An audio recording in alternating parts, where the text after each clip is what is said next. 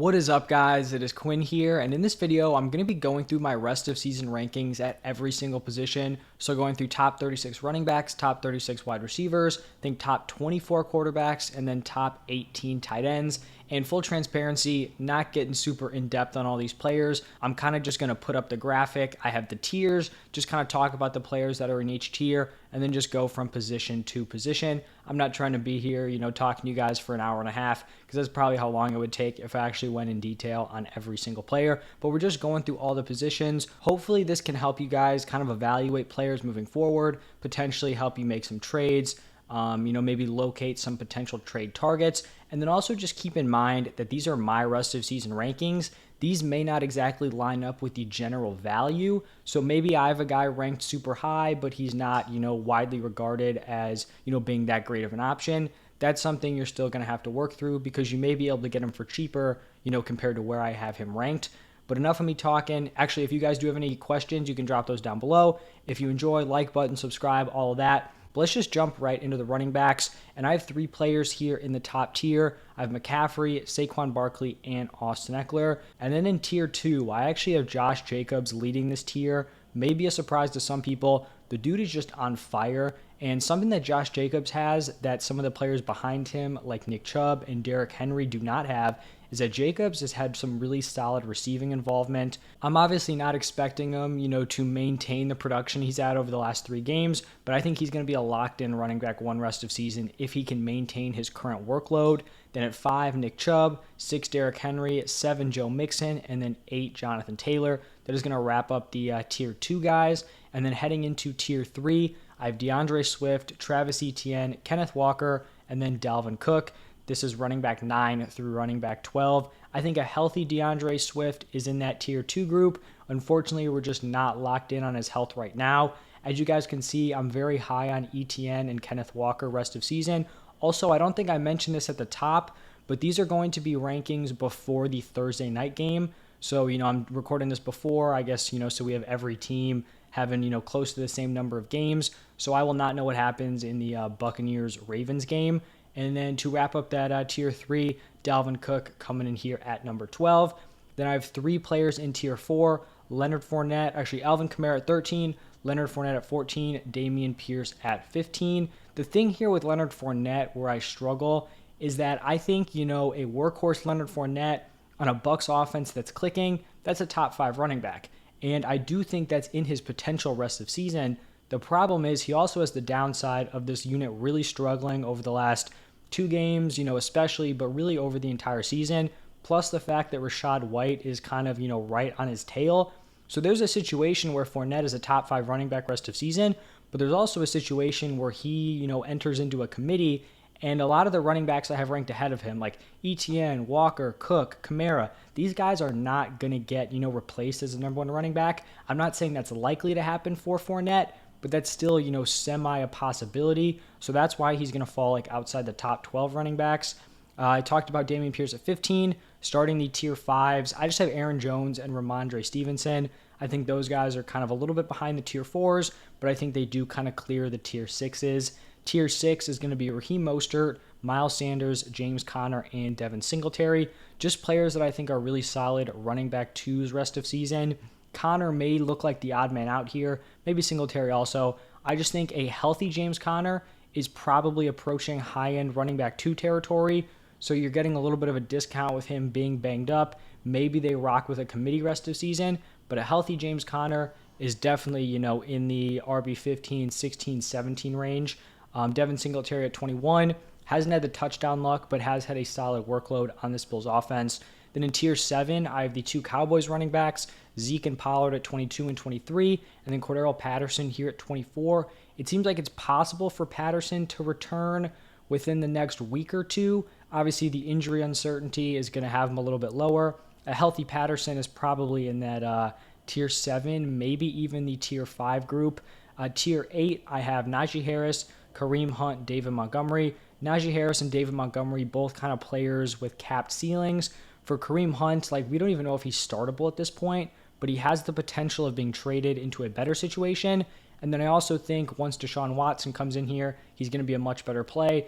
And on top of that, he has handcuff upside if Nick Chubb were to go down. If Nick Chubb's down, Kareem Hunt's probably a top 10 running back rest of season. In tier 9, I have Clyde Edwards-Helaire, Brian Robinson, Michael Carter, and Gus Edwards. This is the tier of players where I have lead backs in offenses who don't have their situations on lock. So CEH, right now, I guess he's the number one for the Chiefs. Maybe you're arguing Pacheco, but CEH has had the touchdown upside this year. Can he maintain that role? Not sure. Same thing with Brian Robinson, currently leading the Commanders, in opportunities, touches, all of that stuff. He has Antonio Gibson there, doesn't have the full, workhorse workload. Michael Carter, Breece Hall goes down. They bring in James Robinson. Ty Johnson's probably going to be involved. And then Gus Edwards, just a part of that Ravens committee. And then the final tier, tier 10, running back 32 through 36. We have Rachaad White, Jamal Williams, A.J. Dillon, Darrell Henderson, and then Deonta Foreman. Rachaad White and Jamal Williams, very strong handcuffs. A.J. Dillon, disappointing. At this point, he's kind of just looking like an Aaron Jones handcuff. 35, Darrell Henderson, probably going to be operating in some sort of committee rest of season. And then Deonta Foreman, same thing in a committee with Chuba Hubbard. Now we're going to switch over to the wide receivers. It's going to be top 36 wideouts. And we had some shakeups here based on, some injuries going down within the last day. So I have my tier 1 guys, Cooper Kupp, Justin Jefferson, Stephon Diggs, and Tyreek Hill. I don't think we need much of an explanation there. Tier 2s, I have Devontae Adams, CeeDee Lamb, Amon-Ra St. Brown. Actually, skip T. Higgins. T. Higgins is at 7, Amon-Ra at 8, and then A.J. Brown at 9. We see T. Higgins get a really solid bump here with the injury to Jamar Chase. I think T. Higgins will be totally fine operating as the clear alpha in an offense. So with Chase down, I think Higgins is a really strong mid-tier wide receiver 2. And then if Chase does return the season in the 4 to 6 week timetable, then you just have T. Higgins as wide receiver 10, 11, 12. So I like him there. And then moving into tier 3, Jalen Waddle, Mike Evans, Keenan Allen, Michael Pittman, and Deebo Samuel. I think these guys, are in the back end wide receiver 1 range, high end wide receiver 2s. Tier 4, Chris Godwin, DeAndre Hopkins, Amari Cooper. A smaller tier here. For Chris Godwin, he has the potential to be a top 12 wide receiver if this Bucs offense clicks. It hasn't happened so far. Maybe it clicks here on Thursday night. I'm honestly not going to be banking on it with the short week and all that. But right now he's going to be at 15. DeAndre Hopkins, people may think this is low. The way that I'm looking at it is I think for the next 3-4 weeks, DeAndre Hopkins is probably going to be in that, fringe top 12, top 10 wide receiver conversation. But I think once Marquise Brown comes back, then we're looking more maybe mid to back end wide receiver 2 for DeAndre Hopkins. You guys may disagree with that. That's totally fine. I just think a healthy Marquise Brown, a healthy DeAndre Hopkins, I think it's close. So I think both of them are probably going to settle in as wide receiver 2s. And then you guys know I love Amari Cooper rest of season. Honestly, I think I could argue him higher. He's definitely more of a asset for a team that has a strong record. You're buying him for that stretch at the end of the season with Deshaun Watson. Then my tier 5s, got some injuries in here. DK Metcalf, Chris Olave, Tyler Lockett, and Jamar Chase. At the time I'm recording this, DK Metcalf has not been ruled out for this Sunday. I do think he's going to miss, but it doesn't seem like he's going to miss a significant amount of time if they haven't already ruled him out. Chris Olave, he's been a stud. You guys know he's one of my favorites this season. Tyler Lockett at 20. He would probably get a little bit of a bump if Metcalf was missing, more time, but still operating as the number 2 there. I think he's a solid option. And then I have Jamar Chase here in tier 5. And it's really tough to rank these injured players. I'm sure you guys have all seen the report. I think he had a hip injury. Whatever the injury is, the timetable we've been told is 4 to 6 weeks. I've seen some, pretty smart doctor people talk about how they think this could actually be a longer term injury, potentially season ending. And that's where it becomes tough to rank Chase, because I think if you're a winning team, you're started off 7-0, 6-1, you feel like you're a lock for the playoffs. If I'm getting Jamar Chase back in 5 weeks, I'd be willing to give up a Gabe Davis, a Christian Kirk to bring him in, because then he's going to be on that championship team. You don't need to win now. The problem is if there's the potential he's missing the rest of the season, then you're probably not giving up a Gabe Davis or a Christian Kirk for a guy like Jamar Chase. So it's tough to rank. Hopefully we'll get more information in the coming days, and hopefully he does get back in that 4 to 6 week window. It's obviously super fun to have Jamar Chase out on the field. My tier 6s, I just talked about some of them: Gabe Davis, Christian Kirk, Devonta Smith, guys that I think are just locked in as probably fringe wide receiver 2s, but more in that like wide receiver 20 to 24 range. My tier 7s, Deontay Johnson, Cortland Sutton, Jacoby Myers, and Juju Smith-Schuster. Starting off with 2 disappointments so far. Deontay, Sutton, not giving up on them, but obviously they have to fall off from where I had them preseason. Jacoby Myers at 7, definitely overachieved, just continues to produce. And then Juju, we had the Kadarius Toney trade. I still think Juju's the guy to own there, but maybe it just becomes, more of a crowded wide receiver room. And then wide receiver 29 to 36, these are all going to be tier 8 guys. Got Rashad Bateman, who I think could have a decent game tonight, going up against the banged up Bucs secondary, so hopefully he has a bounce back. Tyler Boyd at 30. Then we got Marquise Brown, Curtis Samuel, Terry McLaurin, Mike Williams, Brandon Ayuk, and Allen Lazard. Honestly, ranking this last tier of tier 8 players was brutal at the wide receiver position. There's a ton of depth. I feel like I had to leave off a ton of really strong options. Just want to talk about Tyler Boyd here at 30. I think with Jamar Chase out, he's probably going to be a weekly wide receiver 20, wide receiver 24. So it kind of just, I guess depends on Jamar Chase's return time.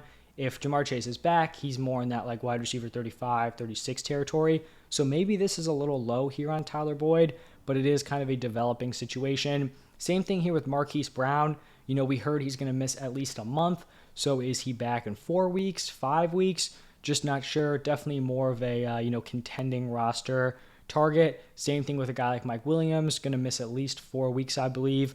And then I just want to shout out some of the players who didn't quite make the list. Honestly, there's a ton of really strong options here. Jerry Jeudy, Kadarius Toney could be a spark plug for the Chiefs. Not exactly expecting huge things out of him, but, he has the upside. Brandon Cooks, we've got Michael Thomas, who's banged up, Adam Thielen, my guy Wan'Dale Robinson, DJ Moore, George Pickens. These are all guys to keep your eye on. Honestly, maybe I missed, another honorable mention, but like wide receiver 29 to 36 was really, really tough to kind of pick and choose what players would slot in there. Now, moving over to the quarterback position, we're going top 24. And in general, the quarterback position has been pretty disappointing this season. Coming into the year, I thought we had at least 12, 13, 14 really strong, really safe weekly plays. It has just not worked out that way. My tier 1s, Josh Allen, Jalen Hurts. My tier 2s, Lamar Jackson, Patrick Mahomes. My tier 3s, we've got Joe Burrow, Kyler Murray, Justin Herbert. Burrow probably would have a conversation to be in the tier 2s if Jamar Chase was healthy. I think an injured Jamar Chase puts him in that tier 3 group. My tier 4s, Tom Brady, Tua, Dak Prescott, and then Derek Carr. The tier 5s, just 2 guys here, Kirk Cousins, Geno Smith. I think they're slightly below those tier 4s, but I think they have a little more week-to-week safety than the tier 6s. Tier 6 here is going to be a pretty big group. We've got Justin Fields, Trevor Lawrence, Jared Goff, Daniel Jones, Jimmy Garoppolo, and then Deshaun Watson. I think most of these guys are going to be, pick and choose players. You want to toss them into a certain matchup. You'll feel solid, throwing them in there against probably like a bottom 10 defense, but you probably don't love them in tougher matchups. They're probably guys that are going to be, filtering through your team off waivers, all of that stuff. And then Deshaun Watson at 19 there. If you are in a one quarterback league where you're just starting one quarterback, it's not super flex, I would much rather have Deshaun Watson on my team as a QB2 than a guy like Lawrence or Goff or Daniel Jones. He's definitely the long-term play. But if you're in a league or a super deep league where like you need a quarterback, then you probably want those guys who are actually going to be, giving you points in your lineup. Then tier 7 is going to be the quarterbacks who have had really strong NFL careers and have just totally tanked this season. We've got Matthew Stafford, we've got Aaron Rodgers at 20, Stafford at 21, Russell Wilson at 22. And you guys may be asking me, like, why isn't Brady in this tier? For me, I think we look at Stafford, Russ, and Aaron Rodgers. Their situations, I don't see a ton of improvement. This Broncos offense just seems like it is not going to get it together with the Hackett-Russ combo. Aaron Rodgers just has no weapons around him. Now, maybe they go out, they make a trade for a guy like Claypool. Maybe it sparks their offense. But right now, I feel like it's just kind of is what it is. And then same thing with Matthew Stafford. He doesn't really have the weaponry around him. The offensive line has really struggled. For Brady, the pieces are there. The offense just needs to figure it out. The offensive coordinator, Byron, needs to get it together. So that's the disconnect there. And then just 2 more, Marcus Mariota and Andy Dalton. Now the final position, we have the tight ends. Starting off here with tier 1, obviously it's going to be Travis Kelce. And I actually separated Kelce and Andrews. I have Kelce tier 1, Andrews tier 2. And then I jump into tier 3. I think those two guys are clearly at the top, but I do think Kelsey has a decent edge over Andrews and just isn't really banged up right now. We saw Andrews have a rough game last week because he was a little nicked up. Now, talking about the tier 3 options, a pretty solid group here. George Kittle, Zach Ertz, Tyler Higbee, Darren Waller, and Dallas Goedert. These are players that I'd feel confident starting on a week-to-week basis. And then right behind them, the tier 4 guys, Freiermuth, Hawkinson, Schultz. Maybe you don't love their week-to-week consistency, but they're going to get it done. They're, guys you're solid on your team. Schultz may be the guy who seems like a little bit of an imposter here, but if we're projecting rest of season, I do think he's going to be in this group, honestly, with a potential to get into the tier 3s. Now, tier 5, we have players who are probably more fringe options week to week, and I actually have David Njoku leading this tier, and like I've talked about, injuries, tough to kind of calibrate into this. The way I'm looking at it, it looks like Njoku's going to miss 2 to 5 weeks. I believe that is what the timetable is. If I am a team who has a backup tight end, I'd much rather roster David Njoku, put him on my IR, just keep him on my bench, than have a guy like Hill, Everett, Hurst, right? Because I think when healthy, you could argue that David Njoku is pretty close to that top of the tier 3 group, especially with Deshaun Watson in the lineup. But then obviously, if you don't have a starting tight end, you're going to take a Hill or an Everett over Njoku moving forward. So that tier 5, Njoku, Taysom Hill, Gerald Everett, and then the tier 6s, weekly streaming options. One player, it hurts to put him here, but we've got Hayden Hurst, Kyle Pitts, Mike Gesicki, Greg Dulcich, and then Evan Ingram. Obviously, it sucks that Kyle Pitts has fallen here. He was my tight end 3 heading into the season, but that is where he is at this point. So that's going to wrap it up for this video. I hope this was helpful. Like I said, not a ton of analysis, but just kind of want to put the rankings out here. You guys can reference it. You guys can ask me any questions down below if you're trying to make some trades using these rankings. As always, thank you guys for stopping by, and I will see you in the next one.